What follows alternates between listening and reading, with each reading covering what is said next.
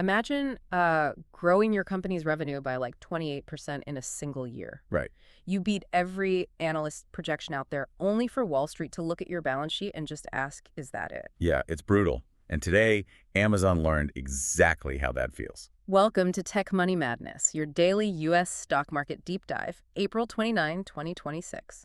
It really is a phenomenal case study in how the market's definition of success is just completely shifting under our feet right now. Absolutely. So today, our mission is to unpack a market day that was basically defined by this brutal, high-stakes tug of war. Yeah, it was a massive push and pull. Right, because we have this unprecedented setup where on one side there's this heavy slate of corporate earnings from, some of the most influential companies on the planet. And they are generating tremendous amounts of capital, just massive. Exactly. But then, pulling in the opposite direction, you have major economic and geopolitical data colliding with those earnings. Yeah, and if you're managing your own portfolio or just trying to map out where the broader economy is headed, you're totally caught in the crossfire of these two opposing forces. So true. And when you look at the raw data for the day, that tension is fully laid bare. It is. I mean, the session ended with this atmosphere of, let's call it, extremely cautious optimism. Right. The S&P 500 managed to edge slightly higher. Yeah, but the Nasdaq, the index that's historically supercharged by the exact kind of tech earnings we saw today, it ended entirely flat. Completely flat. And the timing there is critical, right? Because that flat line happened immediately after the U.S. Federal Reserve handed down its latest interest rate decision. Exactly. I spent the afternoon looking at the tape, and I don't know, the mechanics of this market feel like driving a really high-end sports car, but with the parking brake firmly engaged. That's a great way to put it. Like you can hear the engine working, right? The Right. engine being corporate tech earning. Oh, the engine is roaring. Right. But the vehicle is barely moving forward because these macroeconomic anchors are just holding the overall indices back. Yeah, well, if we evaluate the engine itself, we really have to start with the cloud and, artificial intelligence infrastructure providers. Right. Because the financial results from those sectors, I mean, they should have theoretically pushed the Nasdaq into a massive rally today. So let's break down the mechanics of those earnings. Let's start with Alphabet. Okay. They reported their first quarter results, and their cloud revenue didn't just inch up.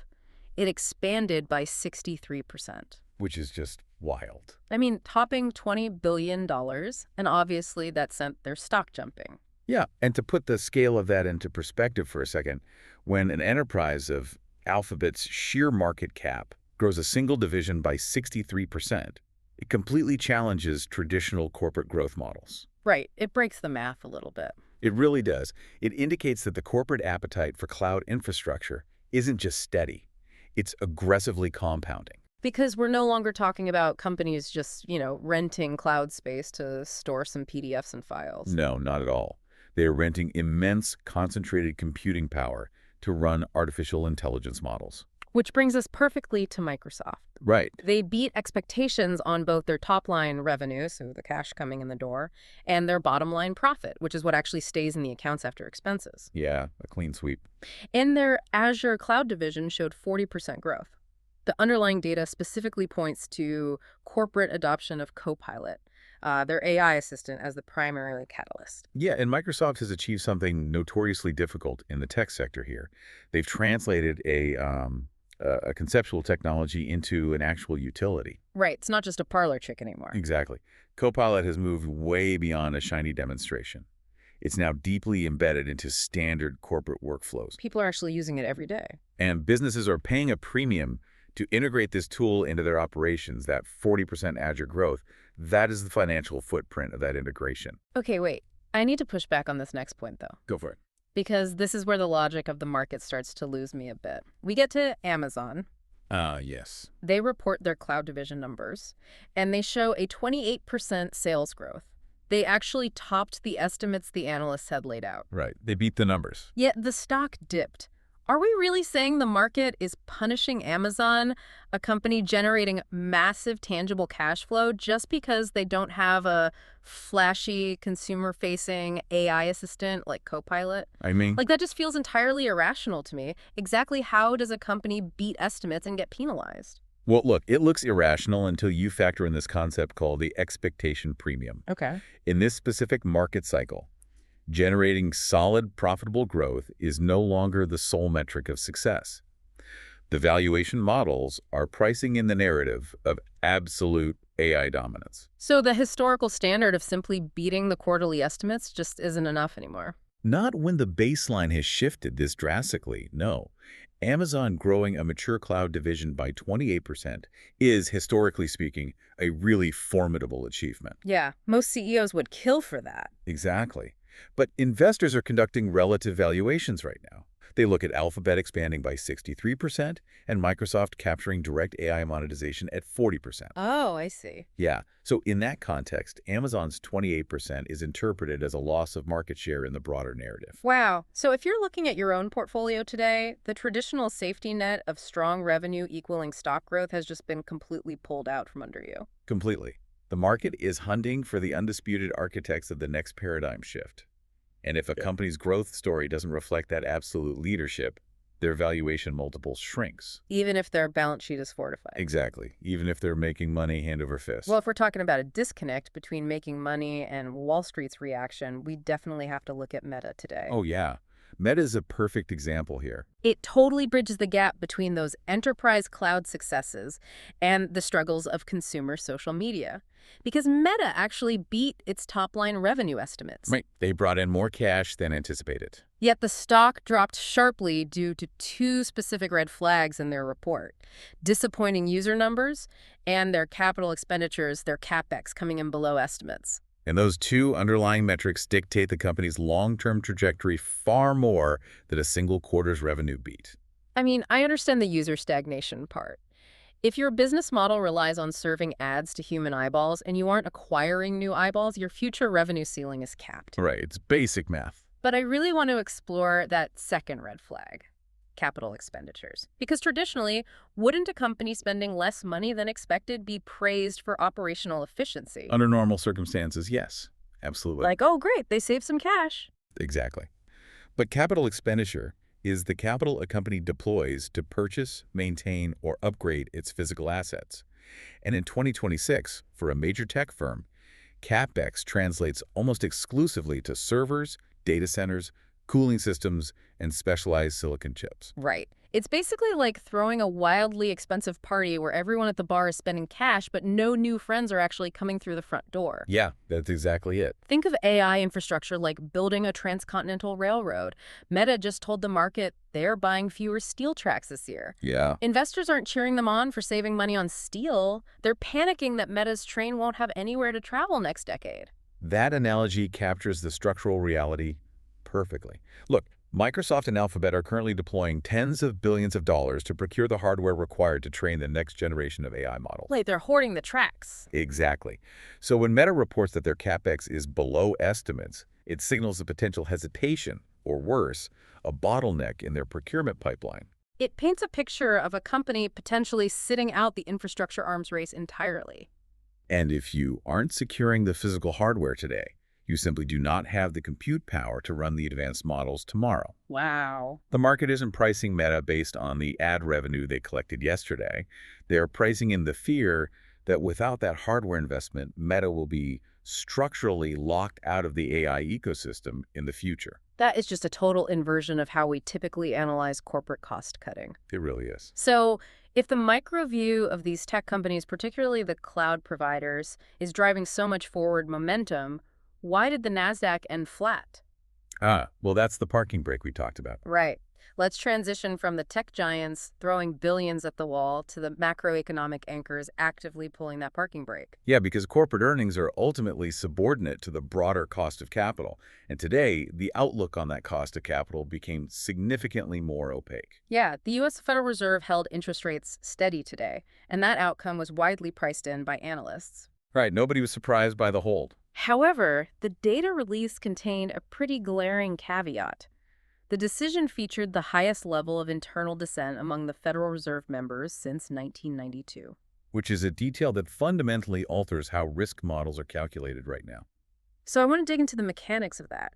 Does seeing a fractured consensus among the nation's top monetary policymakers actually damage market confidence more than if they had just, unanimously agreed to raise borrowing costs? Oh, without a doubt. It Yeah. absolutely does. Really? Yeah, markets can price in restrictive policy, right? but they cannot price in a void of direction. Ah, that makes sense. When the Federal Reserve votes unanimously, even if they are executing a rate hike that equities might hate, it establishes a predictable cost of capital. Corporate treasuries and bond traders, they know the rules of the road, and they can adjust their forecasts accordingly. But a fractured committee suggests they're looking at the exact same economic indicators and drawing completely contradictory conclusions. It's exactly. Yeah. The highest level of dissent in over 3 decades implies a fundamental breakdown in forward guidance. Right. Some members are likely interpreting recent data as a sign of re-accelerating inflation, pushing for tighter policy, while others are likely seeing underlying labor market weakness and arguing to hold or even cut rates. So nobody really knows who's steering the ship. Right. And if the central bank cannot agree on the trajectory of the economy, institutional investors cannot confidently allocate capital.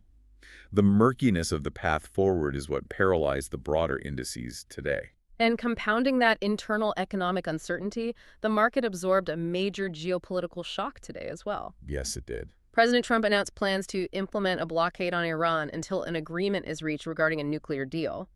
And the immediate reaction in the commodities market was severe, with Brent crude oil surging past $118 a barrel. Yeah, massive spike. And downstream from that, mortgage rates suddenly spiked to a nearly 4-week high. It is so vital to trace the causal chain here, to understand exactly how a diplomatic blockade translates directly into a higher monthly housing payment for you. Let's follow that sequence then. The announcement of a blockade against a major global producer immediately injects a severe supply risk premium into the energy markets. Right. Because the assumption is that millions of barrels of oil could be restricted from global circulation. And the market instantly prices in that impending scarcity, driving the cost of crude oil up. But remember, energy is the baseline input cost for the entire global economy. Exactly. When oil hits $118 a barrel, the cost of manufacturing goods, shipping freight, operating commercial airlines, all of it rises in tandem. Which creates an immediate wave of inflationary pressure. Now bring that inflationary pressure to the bond market. Okay. Bond investors lend money over long periods, often 10 to 30 years. If they see an energy shock driving up inflation, they realize the fixed interest payments they receive will have less purchasing power in the future. Right, their money won't go as far. Exactly. Yeah. So to compensate for that anticipated loss of purchasing power, they immediately demand higher yields on those bonds. And the housing market doesn't exist in isolation. Mortgage rates are inextricably tied to the broader bond market. Yes. Specifically, they track the yield on the 10-year U.S. Treasury note almost tick for tick. Wow. So the sequence plays out like this. A blockade announcement creates oil scarcity. That drives up inflation expectations, which forces bond yields higher. And that ultimately means that anyone applying for a home loan today is suddenly quoted the highest mortgage rates in 4 weeks. It is a striking reminder of how exposed domestic consumer finance is to global logistics. I mean, you could be evaluating a tech company's balance sheet one minute, and the next, your cost of borrowing is dictated by a supply shock halfway across the world. It's all connected. It really is. So if the tech giants rely on capital-intensive server build-outs to navigate this uncertainty, how does a company outside of Silicon Valley survive a $118 oil spike and elevated borrowing costs? Well, that requires a completely different playbook. Right, which brings us to the non-tech companies adapting to this specific environment. Because we saw 3 distinct examples of adaptation today from Chipotle, Ford, and PayPal. Yeah, and each of those companies demonstrated a really unique mechanical response to the current macroeconomic squeeze. Let's look at Chipotle first. They reported a surprise increase in same-store sales today. Right. And for a restaurant chain that had been dealing with a sluggish quarter recently, this really stood out as a significant data point. Yeah, the metric of same-store sales is the critical detail here. How so? Well, when a retail chain wants to artificially inflate their total revenue, they can simply open 100 new locations, right? Oh, sure, just expand the footprint. Exactly. But same-store sales strips out the new openings. It measures the performance of existing locations over time. So it tracks actual organic demand. Correct. And in an environment where the average consumer is dealing with elevated inflation and higher interest rates, getting them to consistently purchase premium fast casual food is a really difficult proposition. Yeah, dining out is usually the first thing to get cut from a budget. Exactly. So Chipotle's ability to grow same-store sales indicates they possess immense pricing power. It proves that their customer base is willing to absorb menu price hikes without reducing their frequency of visits. Wow. It is a pure demonstration of operational resilience overcoming a hostile macro environment. Fascinating. Then we evaluate Ford, who actually raised their 2026 financial guidance today. But they achieved this through a very different mechanism. Very, very fair. They reported a $1.3 billion tariff refund, and that injection of capital allowed them to offset their higher operating costs. Right, so if Chipotle represents operational resilience, Ford represents the utilization of structural financial buffers. Okay, break that down for us. Well, the legacy automotive sector is notoriously capital-intensive. Furthermore, their sales volume is highly sensitive to interest rates, because when borrowing costs rise, car loans become significantly more expensive for the average consumer. Right. So when Ford secures a $1.3 billion tariff refund, they aren't just finding extra revenue. This is a regulatory mechanism where previously paid import duties are essentially reclaimed. Exactly. It acts as an immediate financial shock absorber. It provides this massive injection of liquid capital that allows the company to absorb the pressure of a high-rate environment without being forced to drastically slash internal investments. Or aggressively raise the sticker price on their vehicles. Exactly. It highlights how regulatory and tax mechanics can sometimes protect a company's guidance just as effectively as raw sales volume. That makes total sense. Finally, we have PayPal. Ah, yes. They announced today that they are spinning Venmo out into a completely standalone business unit, and the stated goal is to reignite its growth trajectory. Yeah, this is a textbook example of structural adaptation aimed at eliminating the conglomerate discount. Meaning that when a highly valuable asset is buried inside a larger, slower-moving corporate structure, the broader market just fails to assign it its true standalone value. Exactly that. By separating Venmo, PayPal provides ultimate clarity to institutional investors. Right. The market can now evaluate Venmo's specific revenue streams, user acquisition costs, and growth metrics without the data being muddied by PayPal's legacy operations. It essentially dresses the asset up for a specific strategic outcome. Like while tech is fighting these trillion-dollar AI wars, PayPal is basically dressing Venmo up for a date, Ah, exactly. either to find a suitor to buy it or just to look good flying solo. By isolating Venmo's balance sheet, they make it drastically easier for a competitor to acquire it or for the unit to operate with the agility of an independent startup. Yeah. And when the cost of capital is this high and organic growth is difficult, restructuring your assets can unlock value that operations alone simply cannot. It really proves there is no monolithic strategy for surviving a market defined by this level of tension. No, everybody's pulling different levers. So if we synthesize the underlying currents of today's tape, we're looking at a market suspended between two extremes. A total tug of war. You have corporate tech earnings generating undeniable capital, driven by an arms race to secure physical AI infrastructure. But that forward momentum is constantly bleeding off due to the friction of a deeply fractured Federal Reserve and geopolitical supply shocks dictating the cost of energy. The overarching theme is the rapid repricing of risk across literally every sector. Which leaves us with a final thought to consider as you evaluate your own financial positions. Right. If a behemoth like Amazon expanding its cloud division by 28% is interpreted by the market as a disappointment, Yeah. and the Federal Reserve, the institution structurally designed to provide economic certainty, is experiencing its highest level of internal division in 34 years. Are the traditional goalposts of corporate success and economic stability permanently moved? It's the question of the decade. If the metrics we historically use to measure safety are being aggressively rewritten, how do you recalibrate your own strategy to survive the transition? That is the defining challenge of this cycle. Relying on yesterday's baseline in today's market is the greatest risk of all. It's a completely new set of rules. That's all for today's deep dive of Tech Money Madness. Don't forget to like, subscribe, and we'll see you tomorrow for more market coverage.